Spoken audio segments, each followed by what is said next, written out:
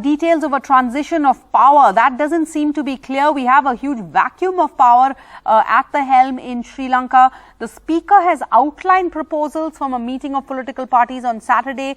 This means Parliament now has to pick an acting president. Is there a time limit for this? What happens next?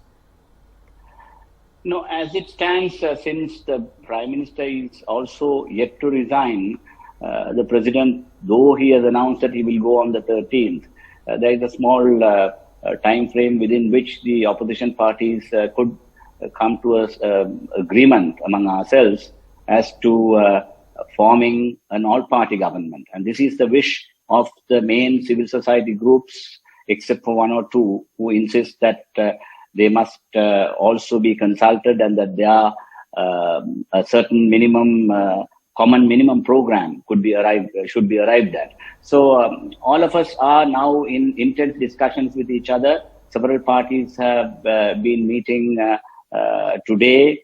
And as a matter of fact, the JVP, the Janata Vimukti Peramuna leader, dropped in to see me a while ago. And we had a discussion, and his wish is that we must have a temporary caretaker government for a few months, and then we should go for an election.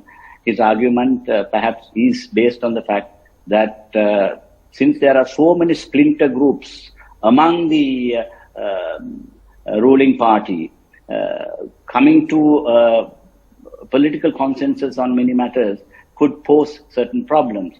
So this being the perception, all of us are now getting together to try and somehow achieve an all-party consensus on forming a caretaker government of sorts.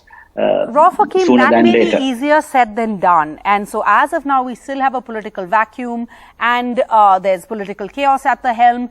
In the midst of this, Sri Lanka desperately needs that international, the IMF, those funds. The IMF, which has been in talks with the Sri Lankan government for a possible $3 billion bailout, says it's monitoring these events closely, that they're hoping for a resolution of the current crisis that will allow for resumption of our dialogue, is what they're saying. Is there a need to have clarity politically before the IMF moves forward? And is that not a catch-22? No, certainly, but that we are possessed of the fact, and we have also been, as the common opposition, particularly the main opposition party, has been in touch with IMF officials whenever they visit Sri Lanka. We are in continuous touch with even the government and the central bank officials. Okay. And we have kept ourselves abreast of what is happening with the IMF negotiations.